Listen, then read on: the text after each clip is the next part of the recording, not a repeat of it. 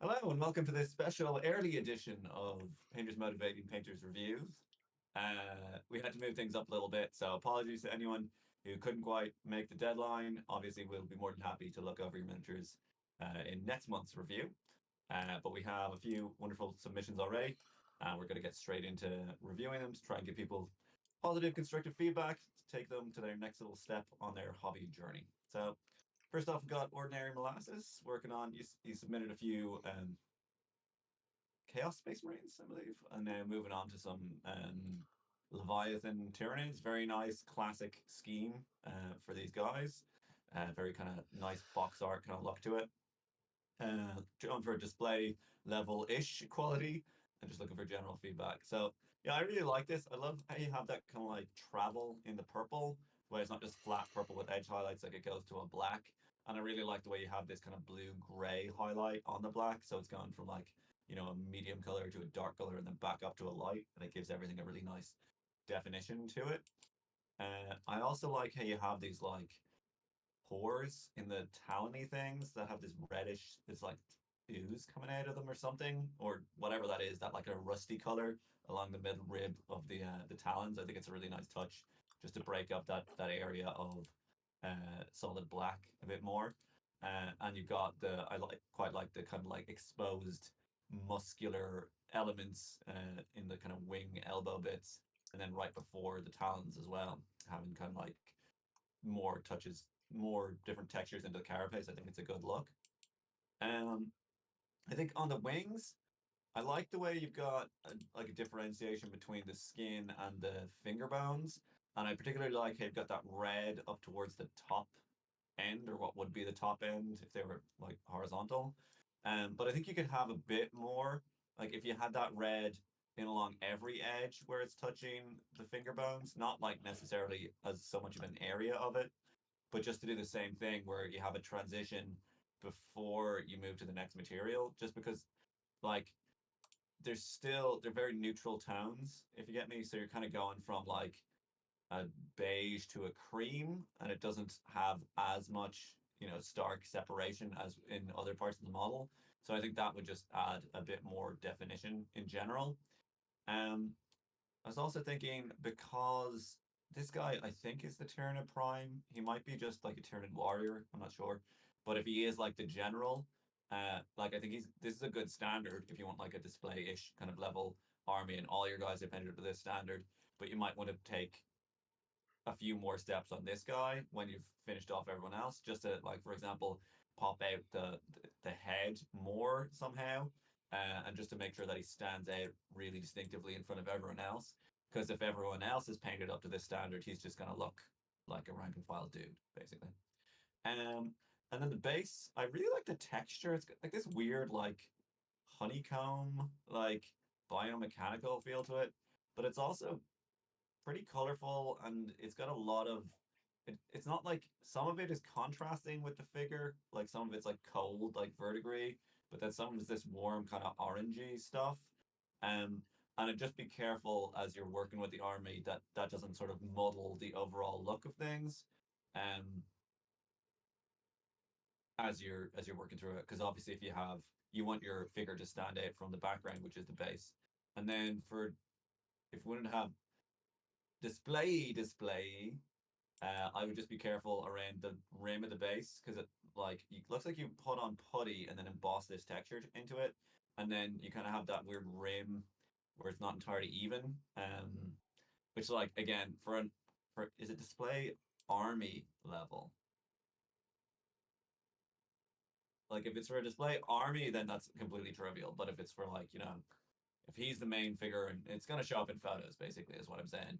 This kind of like the difference between the actual base rim and the kind of black painted side of the base up above it.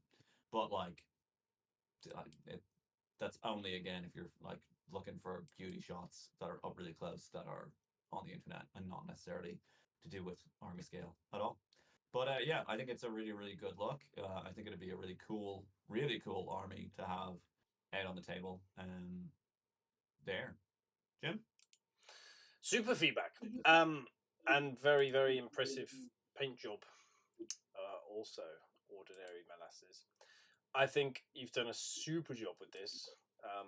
Grimdarky, not so much. I mean, you could make it a bit grubbier if you wanted to go more grimdark, but I don't think you need to be honest. It's beautifully well separated. You got great travel in all the colours, as Matt said. These claws again, huge success. I think if I was going to push a little bit, as Matt said, I'd bring out more of the texture that's in the carapace. So you've got like these very light sort of hash marks, which is very, standard, typical box art thing. But I think you could push those a little bit further because some parts of the purple do look a little bit, I'm not going to say the word flat, but less interesting than others. So it's sort of more prominent on the front. But I think you could push these a little bit further just to brighten him up and give more like really accentuate the shape that's there. And you can also do deeper recess shading in between like the plates of the carapace as well. Just, I mean, you've got a much darker paint there, but you could still go with a super dark purple, even nearly black, to really separate those out. That would look really, really cool. I agree with what Matt said about the wings. My feeling was this tone here that's in this section of the membrane, use that sort of colour here to differentiate it a bit more. And finally, just bring out the eyes a little more. They look a little bit flat. That's to say it's kind of just yellow, black pupils. So you need to have a little glint of light, just pure white, just crossing over between the yellow and the pupil. Just like a tiny blink up there. That would just give it a little bit more life. But other than that, yeah, looking really, really good, dude. So, yeah, congratulations. Good luck with the rest of them. Matt, sorry, can you mute? Because I've got a little bit of feedback coming through, man. Thank you. Perfect. Cheers. Okay, moving up to Christopher with an essay. Goodness gracious me, that's a lot. So, first of all, you're very welcome. It is a privilege to do this for you, sir. So, a water wizard. Just going to skip through this so it's not too long. Just looking for general comments, use of contrast, harmony of colours, water effect, OSL on the spell effect, use of blue interference paints, messing around with the airbrush, doing some purple on the back, then a little bit of sculpt detail around the eyes was lacking, so going for a shadowy look, give it a sinister feel, and then blue hair tinting, and a little bit more of the purple from the rear, and then on to like details about the sculpt itself. But I don't think that like the modeling of it itself is too bad. Okay, there's a couple of ridge lines, but I think mostly you've beaten it with the paint, so nothing really to sweat about there, I don't think. So the first thing that jumped out at me was not actually the model itself, because that's, you've got a good level of contrast there, you've got bright colors, it's reasonably well separated, but the first thing that jumped out at me is actually the base and the lack of all of those details that you've got in the like sandy bits. So push some more colors around in there, shades, dry brushes, stuff like that. Just bring a bit more interest to that, because that's very obviously nowhere near the same standard as him. So that was the first thing that jumped out. But like, you've got really good travel in the blue. I like how you've addressed the tones of it, bringing it bright to the top, sort of subtle edge highlights in the blue, which is very good, like a variety of blue as well. The separation is good down here in this section. It's not quite so prominent where the yellow brocade, like the trim, meets the blue, so you need to separate that out with something very, very dark, kind of like what you've done here on this lower section here. That needs to happen the same up here. I thought the skin highlighting was pretty good. You've got some nice warm tones in there. We'd expect to see them, like this dimple here and sort of around the cheeks and eyes and stuff. He definitely looks very, very sinister. What you could do to add interest, maybe if it's got very little detail there, is you could like paint him with glowing eyes perhaps. So you could just do like a washed out blue glaze. Like, don't cover this black completely, leave a bit of black towards the edges, and then just go in with brighter and brighter blues until you get to pure white in the middle. That would look kind of cool, I think. Glowy Magic as he's casting the spell. You know, the power is emanating out of his eyes, so that's a good option. But the Sinister looks fine. If you can, because again, at this scale, this is like fractions of a millimeter in there. So at your peril, try doing that. For the cape, I didn't really get much OSL feel from any of it. Really, I'm sorry to say, it looks like just a blue cape. I'm not getting an OSL read from any particular angle or from any particular source.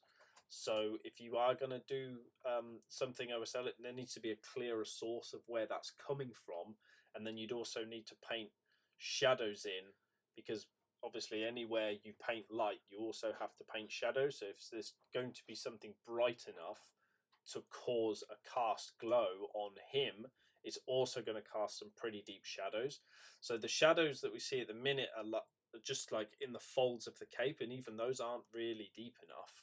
So next time you paint capes like this, pick out the shadows as well as the lights, because there is some travel of the light moving around lighter blues to, you know, like the more purpley shadow tone, but it's not really following the shape of the all of the folds. Some of them it is, sort of like under this one it is, and under this one that's nice and dark, and then this one should be dark, this one down here should be really, really dark as well. So yeah, just be a little bit more deliberate with how you pick out the shadows, and also the highlights, like the tops of these ridges should all be like uniformly brighter, and then where you've got it sort of shaped around like his arm or his shoulder here, or where it sort of flares out, those would be really, really bright and catch light and glint more brightly. So yeah, that's it for the cape. Really, what was the next one? The water. So I think it's pretty successful. Where's that top down shot? So very, very glossy, and that's cool because water shines. That's what you'd expect to see. Perhaps trying to give it a little bit more movement would help sell it. So there is a particular angle here where it looked like the shine of the gloss is giving you like this effect around the edges, where it looks kind of like it's frothing up a little bit around the edges. But when you flip back around to sort of these shots, that's not there. So that is a trick of the light that the gloss is doing. So if you were to put something down, some putty or something white, to make it look a little bit more frothy around some of the edges, not all of them, it will look weird if you do it. Just a little bit, like take that as a bit of a measuring stick, just a little bit of frothing around the edges, tiny bit of lapping movement there. I think that would really help it. But on the whole, I think that there's nice colours in there, like the interest of having the rocks in there and the gloss effect. That's all really successful, so that's good. And then lastly, I think for the spell itself, again, the OSL not really selling 100% because it's darker. It's really dark, the spell, like it's not as bright as just the fabric of his arm. So you'd need to get some brighter tones in like the center of the spell, like right in the source of it. It needs to be really, really bright. And then anywhere it's having a cast glow effect on him, you'd also need to put a shadow in before you get to like the normal zenithal tone of whatever it is that is having the effect on. You always have to have this separation between the source, the cast glow, a shadow, and then the color of the thing that it's interfering with. You have to get that order right, otherwise it just doesn't sell. Without the shadow, you can't have the light. It's just the way it works. Same for the staff. It's not really like an interference color. It just looks like a blue tip of the staff, which again, I think is fine. It doesn't read as like an interference color. Like this is a different color that blue is reflecting off. It just looks blue. So if you wanted to make that look as if there's an interference color on it, you'd have to have more of the actual tone that it is, and then a shadow section, and then the blue coming from the direction where that interference is coming from. But this is all pretty critical stuff, really, because if you just kind of zoom out again and look at this guy, he does look really quite super at this scale. So it's a great success, and that's quite critical feedback. But you've asked for some pretty like advanced tips on it. Oh, the wood on the staff looks really, really good as well. You could maybe just pick out some high points just here and there, just to bring out a little bit more contrast in the staff. But overall, the tones of it are really nice. Yeah, I think I covered everything there. Perhaps the hair as well, just maybe some sheen highlights, so just a little bit brighter on some sections where it's sort of facing up or folded up. Not really sure where the blue interference would come from in this instance because the hair is just sort of facing up away from anything blue, so you wouldn't really technically have any interference on it. Maybe a tiny little bit on this bottom section here where it's literally touching the blue road, but anything up here shouldn't really be affected by that. But again, it looks cool. He's a water wizard, and blue is the color of choice. So, yeah, really lovely overall, Christopher, and I hope that helps. I shall pass you over to Matt, who will not forget to unmute himself because he's pro. Thanks very much. Yeah, I've got nothing really to add on top of what Jim said. I think using that blue like in the beard and stuff, it works really well because it's very muted, so it still kind of just reads as gray, but you get that feeling like, well, he has blue in everything because he's a water person. Kind of like how in, if you've ever seen that the cartoon Avatar, like all the water people, like they have a blue tint kind of in everything. Everything's a little bit cold about them. In the Fire Nation, everything's a little bit warm, even if it's black or gray or whatever, just to sell that theme. So I think that works really well. And again, the purple, I don't think it looks like OSL, but it does look like just like tonal variation. Like it's a blue cape, and in the shadows it goes a bit purpley, and you're like, that looks really good. It looks way better than it just being blue. And I think it's better than like I don't think this piece calls for loads of OSL. Like he's on the beach on a sunny day. You're like, why would there be some sort of glowing light coming from behind him? So it works really nicely as just some tonal variation in there. And the scheme works very well with your yellow being your kind of standy outy color and everything else being cold. And I think the tide pool looks really nice on the base, but the sand, I'd put money on this is Vallejo texture effect sand. I have a pot of it upstairs, or it is just a very close equivalent to it, and it isn't painted at all because that's the color it is when it comes out the bottle. But that's not really good enough because that like belies the scale of everything. You painted this guy with all this shadows and highlights that aren't there naturally, but the sand is just like it's just only the cast shadows from the room that's doing it. So yeah, more shadows in there, especially around where it's wet. Like the sand basically goes black there. And then the only other thing is, because you have a round base, you have this problem at the back where like he's standing on this little sand castle. So this is like an effect you'll see loads on like plinths where they'll like burrow into it and they'll put this little lake there. But on a round base where you're extending it up, like these bits that are under his feet should be underground, like because he's on a beach that's sloping down, but they're not. They're like they should just like you'd be better off just running the whole base black up to there, smooth black the whole way up. So it looks like that's underground, and then the front it's sloping down, and the water's in there. Because otherwise you get that effect where like he's on a perfectly cylindrical little hill on the beach for some reason. Um, because again with a round base there's no implied viewing angle, like you rotate it around, you're like, okay, we assume that's actually physically there the whole way. But yeah, really nice piece. Great work, and I think it is a very like nice standard for the quality of miniature that was in it. Like I think you've really elevated it up. Next we got Stephen Banks, another month of doing non-GW stuff and some sort of scarecrow. It's very Halloweeny looking. I want to have a clean point of focus, but with a lot more weathering. And how did the movement in the pose look? Yeah, I think it's really cool. I actually really like the weathering in all the pants. Like especially just from the waist down, he seems a lot more weathered than everywhere else. And I think that works really nicely because you've got these kind of like earth tones over the jeans, and you've got that hot and cold contrast. And like his shoes look like incredibly realistic for some reason, where they're like this tattered leather that has mud like baked into them. I think that's really nice. And then you have like the big contrast with the big orange pumpkin head, which obviously does stand out. The torso, I was kind of in two minds about this. Like, I find it's cool because he's a plant, if that makes sense. That's why it's so green, but it's also quite uniform. It looks like it's a light color, and then you put some sort of wash or speed paint over it to tint it all this green color. And it seems like it could be have a bit more travel to it. Like if you had put back in the base tone like on the stripes around his chest or something, just to give it a bit more variation, or if you had like blotching or like little patches of orange that have like grown there because it's like getting ripe or whatever. um because it doesn't look like it's rotting flesh, because red flesh doesn't look like that. But I got that it was like plant matter is how I kind of interpret it.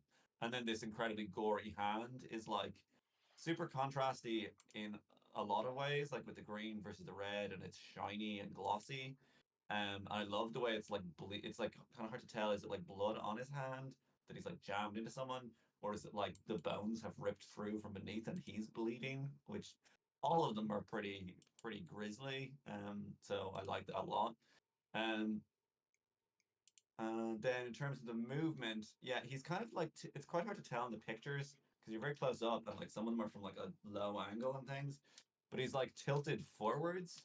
Um, and I think he's okay. Like I don't think he looks like he would like fall forwards, but it's kind of hard to get that idea from the figure, and the way it's based is a little bit weird as well. Like one of the things you can do if you want to imply motion on a figure, like he does look like the wind is blowing him or something, but if you had his base and it like dropped down in front of him, that would make it feel like he's moving in that direction because he's like an angle down. Like if you just raised all of this up and had like a little dip where it's like he's about to jump down there, or you can do stuff where you have elements on the base that point in a direction and that'll like create that sensation of movement.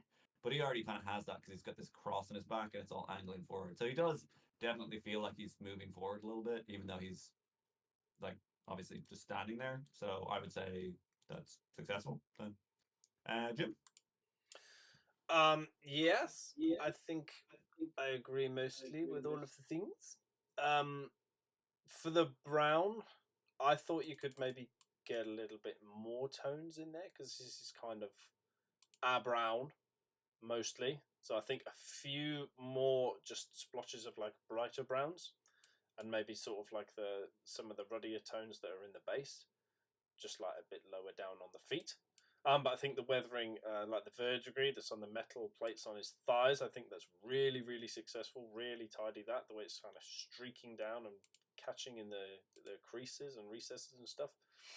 That's really nice. I agree with Matt on the skin. Maybe just push some highlights a little bit further on the musculature. You've avoided like the islanding effect, but I think you could still. It's kind of you've got maybe 2, 3 tones in the green. So if you were to push that up to 5, that skin's going to be really popping, man. And I think they're stitches. Are they stitches? So if these are stitches, then maybe you could incorporate a few like bruisey tones, you know, reds and pinks and purples and stuff, just around these stitches to make it seem more alive. Just get a little bit more sort of recognizable, warm, fleshy tones in it. So it's just a little bit more readable as to what's going on. I think there's a stitches. If they're not, then ignore all of that because it makes no sense. I like what you did with the birds. There's some very nice micro detail going on there. It just would have been nice to see a bit more micro detail on the rope that's wrapped around his body. That's kind of a bit one tone of just like brown and then separated very nicely, I must say, with black. But yeah, just a few more brighter tones on the wraps, like the braiding of the rope would be cool. OSL in the eyes would be an awful lot nicer if the source of the eyes was brighter. So get some white ink in there and make the eyes bright, because at the moment the source of the light is very dark and the cast light is significantly brighter in tone. So that's kind of the opposite of what we're looking for with OSL. You've got to have the source of it really bright. So get some white in those eyes. It doesn't have to be the entire thing, it's just somewhere in there, either in the middle or towards the front. If that's really deep socket and painting it wouldn't look right, then what you could do is pack some stuff in there and paint the stuff, whether that would be green stuff or, you know, some molding putty. Blue tack works really nicely for this, I've discovered. You can paint blue tack just fine.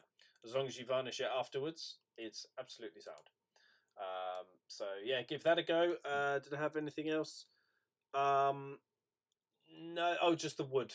The wood. Love the graining effect. That's really cool. Beautifully separated out with these like steel bands.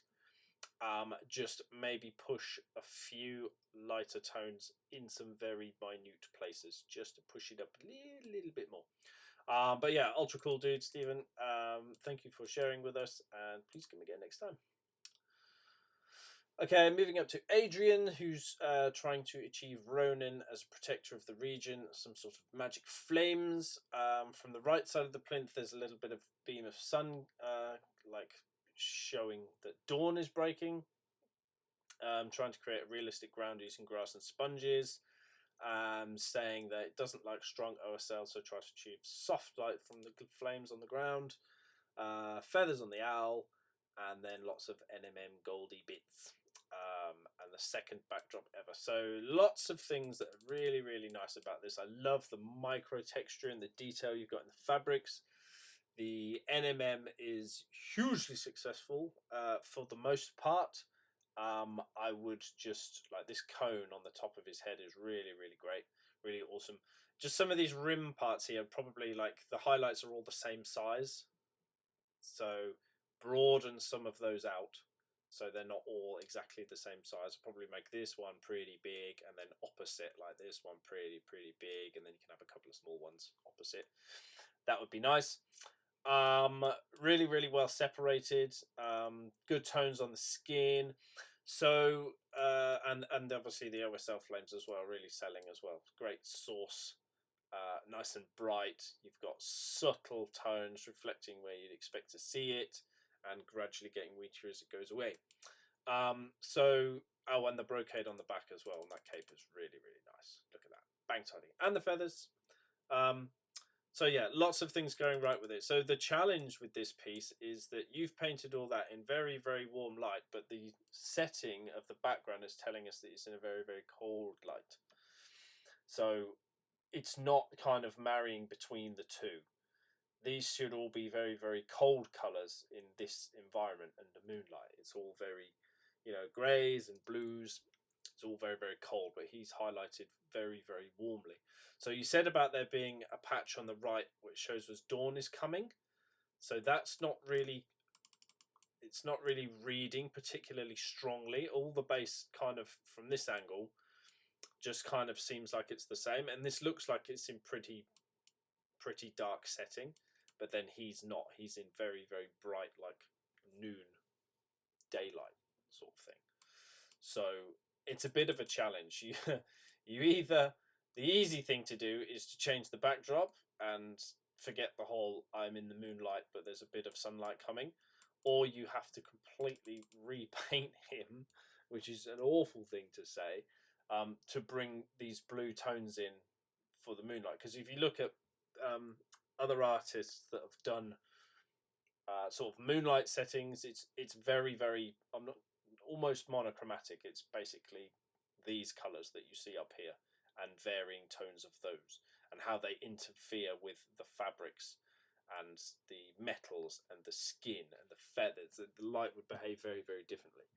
So yeah, the lighting isn't, the lighting situation hasn't come across this time, I don't think, particularly well for that reason. Which is a nasty thing to say, really, but it's just too warmly lit to sell that kind of twilight effect on it. So the easy thing to do for this one is change the backdrop and try again next time. But yeah, use colder colours to highlight it, not the warm ones, or do it in like a section, as you say. You're gonna do like the dawn light coming from this angle, then like have some of him, which is highlighted nicely, as in, I say nicely, as in warmly from the dawn, and then the rest of him would obviously be blue. But like even on the back of him, that's very, very lightly coloured compared to a moonlight setting. So but I don't want that feedback to take away from the fact that you've done a really, really nice paint job on him. It is really, really high quality stuff, and the ground does look very realistic as well. So applause for all of that. And yeah, thank you for sharing with us. Over to you, Matt. Yeah, lots of really, really high end stuff going on here. I really love your background composition with the kind of like cyan versus red and kind of like scenery. It's very striking. But yeah, like Jim said, it doesn't quite gel with the scenery on the base. I was gonna say that the like especially the ground in front of him is super brightly lit, whereas the ground in the backdrop is black, but it's the same ground. Yeah, like he's on this mountain. This is a continuation of the mountain. Why is it so well lit in front of him? I'd make that all way darker, apart from like just in front of him, and then that might help sell that idea that it's like everything else. There's like another mountain that's casting a shadow, which is why the sun is only hitting him for some reason, or maybe it's like lantern light or something. But it just looks, as Jim said, like this whole scene that he is part of is basically daytime and then it's nighttime behind him. Um, yeah, and also you got to think about it as well. If this mountain is red because the dawn light is so red, then your actual main light in your piece is going to be red. It's not going to be white. That'll affect everything and make it even more warmer. Um, so yeah, just be kind of like cognizant of that. You're kind of trying to tell three different stories here, where there's it's nighttime, so like there aren't stars in the sky really if the sun is coming up, and the moon is full, and there's this teal light, and there's this red light, and there's this normal light, and there's this magenta light, and that's very hard to kind of reconcile all of that together. But I think just generally toning down the brightness, like you can get away with your figure being overlit. Like every film, every character is overlit because they point lights at them so you can see them properly, and the background is not as important, so you can't see it as well. And people have no problem with that. It doesn't break our suspension of disbelief or whatever. Um, so if you just made the base look more like the background, then we'd have this idea, oh, he's being lit by something off camera. And I'd also just be a little bit careful of like the magenta object source light. It's actually really, really awesome. But again, if that was like one of the main light sources in the piece, that'd be really striking. But like the light source itself is so saturated and vibrant that it draws a lot of attention for something that is in your overall composition relatively minor.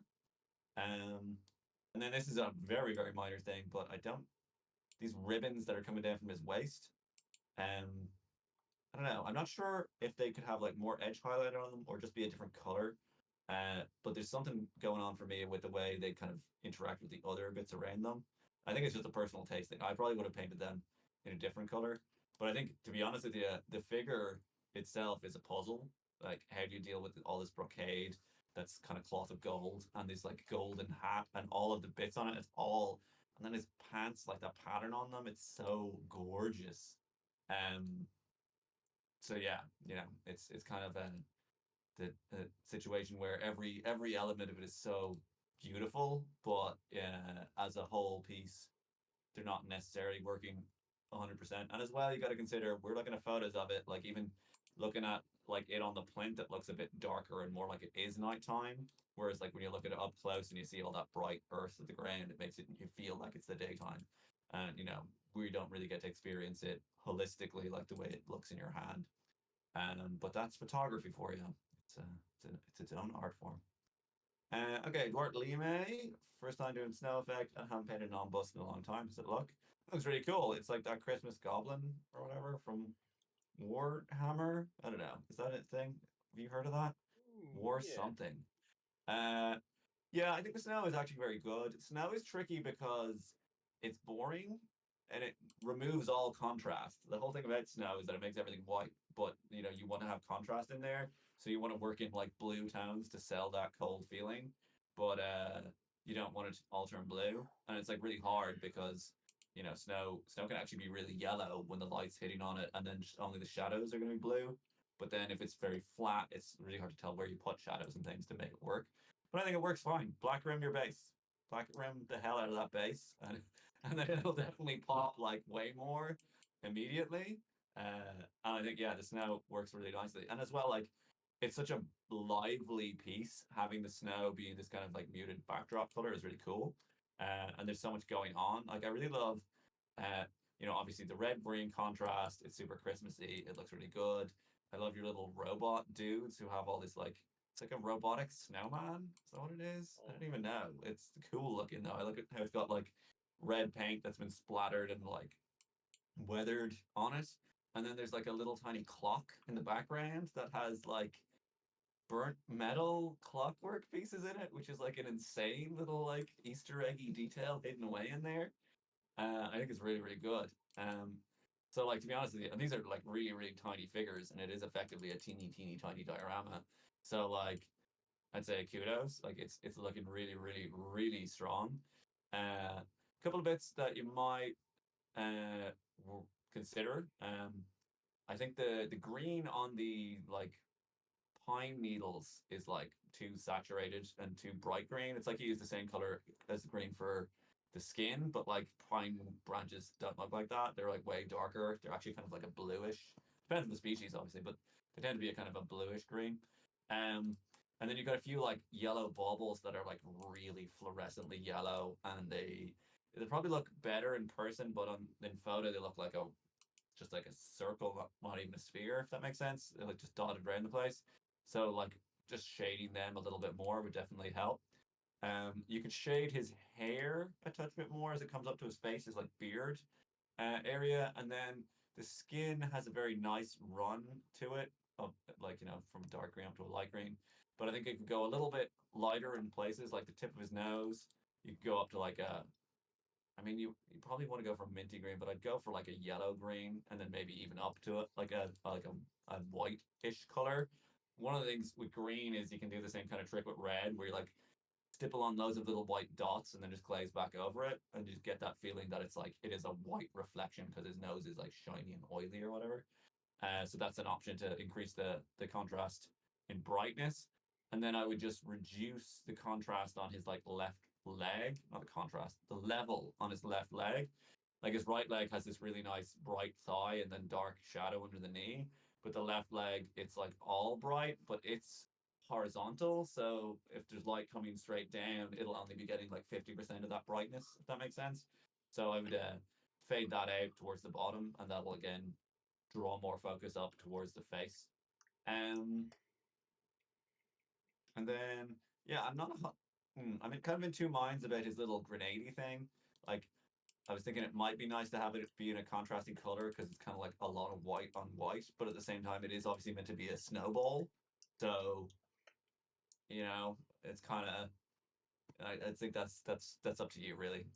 To be honest with you, I think it's a really cool scene. It's just got that fun, playful energy. It kind of reminds me, to be honest with you, of like Sonic the Hedgehog a little bit, with all these weird, wacky robot characters, and it's got that vaguely menacing biomechanical aspect of it, but it's like played for like fun and like all these bright colors and cheerfulness, uh, which I think is what this piece is completely meant to be. So good job, I would say, Duarte. Good job, or Duarte. We've never figured out how you say that. Jim? One day we'll get it right. Enough tries at it, won't we? Yeah, really, really nice. I think it's Grotmas, isn't it? This one. Bit off season seeing it in February, but always a joy. I think you've done a great job. It's very, very small. There's a lot of detail. I think the snow is, as Matt said, it is what it is. I mean, sometimes less is more with these things, but I don't think you've overcooked it too much at all, apart from around the base rim, of course. We just got excited about finishing it and just forgot to tidy up the base rim, paint it black before tainting stitches. I'm pretty sure that's what happened. I agree with Matt. I think what a cool thing you can do with green skins is to put a little bit more flesh tone. I mean, there's a little bit like inside the ear. But yeah, having that flesh tone like on the nose particularly, and sometimes a bit around the mouth, just helps them feel a little bit more lively. And around like the fingers as well. Knees is a good place to have it. Just these are places that we recognize seeing fleshy tones because the skin is a lot thinner and there's a lot more blood capillaries there, and obviously the blood is red, so it gives that kind of tinge to the skin. So yeah, try that on green skins next time. But yeah, as Matt said, like teeny tiny diorama, lots of detail, lots of little Easter eggs in there. I love the little burnished metal on the clock hands, as Matt pointed out. Those are super, super cool. So yeah, I mean, it's not a great load of feedback really on top of what Matt said. It's just, yeah, really lovely stuff. Thank you, Duarte. And then finishing off with Alexis with this stunning piece sculpted by Joaquim Palacio, which I got completely wrong, and I'm sorry. Hope you like it, and we do like it. It's gorgeous. It kind of reminds me of hobbits, like in Smaug's cave. I don't think that there's only one hobbit ever went to Smaug's cave, but it kind of looks like Frodo and Sam and one of the naughty ones, Merry or Pippin, doesn't it? And there's Sting glowing blue there because orcs are nearby. That's what kind of I don't know much about Dungeons and Dragons, as you can tell, but it gives me strong Lord of the Rings and Hobbit vibes. So yeah, fantastic lighting, contrast in the faces, separation, all of the tones is all really, really, really, really nice. I love the NMM, the metals, particularly this sword. It's absolutely gorgeous. One of the things I noticed is like the skin of the hands and the skin of the feet are very, very, very similar, but he's obviously been running around barefoot. So maybe this foot should be a bit dirtier than this, maybe, because they're like the same level of cleanliness. I mean, even the fingers, they're crawling around in this cave. Maybe there should be like, dirt around the fingernails and around the toenails, up the edges of the feet and stuff. Maybe a little bit. The sword, I think, it kind of looks like a blue blade rather than a glowing blue blade. And I think it's the blue blade that's causing the OSL to happen on the rocks and this dude's arm and face.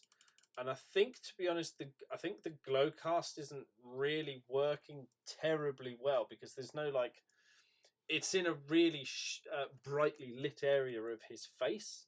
Like the maximum highlight as he's poking his head out of this cave is coming straight down onto him, but apparently that's being overpowered by the blue of the sword, and I don't think the sword is bright enough to kind of sell that could overpower this level of brightness because the highlights have gone up so high, like pretty much to white here. We're way up in the ivory tones here on the hair and the face, and you just don't get anywhere near that level of brightness on the blue sword. So that's kind of, it's not selling terribly brilliant on him. I think if you were going to have any OSL, it should be in the more like shadowed areas. Like on the rocks, it's just about just about selling, but I still think the parts of the sword need to be brighter for that to really sell. And that's pretty much the only criticism I've got, unfortunately. Like the gold is rich and deep and beautiful. Like all the hair tones are super duper duper. Like, oh, it's gorgeous. So like even like I love how you've done like different varieties of metal like in the coins. They're not just all the same. Okay, it's a gold coin, gold coin, gold coin, all the way across. There's variety here. It looks like copper, brass, bronze, gold. All different sorts of metals. So that's really really nice. Yeah, I love it. I think it's stunning again. Just the OSL sword thing, not quite nailing it for me on this occasion, but still really really gorgeous piece. So thank you very much again, Alexis. Over to you, Matt. Yeah, it's a really, really nice paint job. It's a really awesome sculpt as well. Like it's telling this little story. It's a vignette. It's like it's all right there, and it's telling us that they don't know the dragon's there, but there it is off to the side of their view. I really like how you've captured this gold reflected light up onto like Frodo. I'm gonna call him Frodo on his face and his hand there. Like there's all these coins. There's a whole treasure trove of coins and the lights reflecting off and then coming back up. I think that's a really really nice touch, and it's very hard to pull off that idea that it's golden light, but I think you managed it. Yeah, I agree with Jim on the blue OSL. I think really if his like left eye socket was all really really dark, and then I think that would just work way better.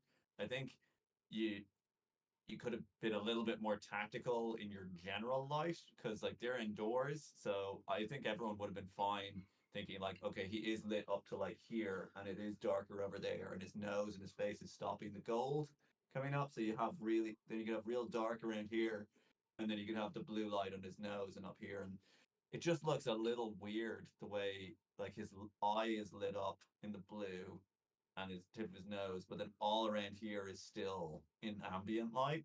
Like I don't think that there's no Terminator. That's the technical term for it. Nothing to like where one light source stops and the other one then takes over. And then Yeah, I think his ear could be a lot more redder as well. Frodo's ear, like obviously it's yellow because it's got that golden light in, but like it's gonna be real red in there as well. Kind of like this fella in the back who I feel is Sam for some reason with the ruddy face, and then Pippin or Merry, who cares? They're both the same over here on the right or on the left. Um, just on that other the Hobbit on the left, I was thinking his vest is very yellow. I mean, it is yellow, but it looks like it's a very solid yellow, and there isn't really much shading in like the folds. And the way he's hunched over makes it seem like it would be very hidden from basically all the light sources, kind of like the bottom of this guy's face in the background. Um, so I'd just like work more shadow into there if you felt like it. Um, but otherwise, yeah, it's a really, really, really nice piece. I really love the way you've got this, this stone column, and it has the golden light reflecting on the bottom, the blue light on the top, and then you've got the dragon obviously has its old 3D shape worked out, and it's a golden dragon as well. And then the work on the skin is really, really nice, and just kind of like it's got a lovely kind of realism and storybook aesthetic to it. So I think it's a very successful piece overall. Absolute pleasure to review it. And congratulations on your recent medal in the Squidmar Open. I saw. Well deserved. I believe it was for that that big owl, the orc on the big owl. I think Mhm. got a bronze in the Masters. I might have that wrong. I just saw it earlier, but well deserved. Thanks a million for submitting as always. Thanks to everyone else for submitting. Apologies once again if we kind of caught you out with the deadline, but we're more than happy to make up for it in the March review. Peace out.